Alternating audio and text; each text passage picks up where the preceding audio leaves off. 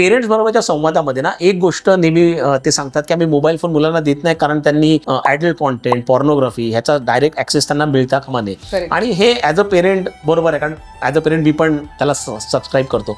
परंतु मुद्दा असा आहे की तुम्ही त्यांना म्हणून मोबाईल फोन दिलाच नाहीत किंवा डिजिटल वर्ल्डपासून त्यांना दूर ठेवलं तर दिस इज ऑल्सो नॉट करेक्ट. कारण तुम्ही त्यांना दूर ठेवलं तर बाकीच्या मोबाईलवरती ते काय बघतायत, दुसरीकडे त्यांना काय ॲक्सेस आहे ह्याच्यावर तुमचा कंट्रोल नाही आहे. म्हणून तुम्ही पेरेंटल कंट्रोल मोबाईलवर टाकत असताना आणखीन एक करणं गोष्ट महत्त्वाची आहे, ती म्हणजे डिजिटल अवेअरनेस मुलांमध्ये निर्माण करणं.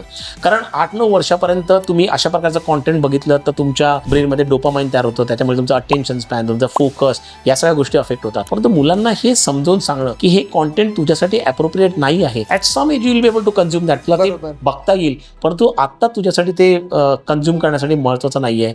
आत्ता तू काय काय गोष्टी बघितल्या पाहिजे, अशा प्रकारचा सातत्याने संवाद करणं. ते काय मोबाईलमध्ये बघतात ते तुम्हाला कॉन्फिडेंटली येऊन सांगतायत का, अशा प्रकारे जर का तुम्ही एक रेसिप्रोकेशन ठेवलं ना तर खऱ्या अर्थाने तुम्ही डिजिटल अवेअरनेस मुलांमध्ये तयार करू शकता आणि ती करणं अत्यंत गरजेचं आहे.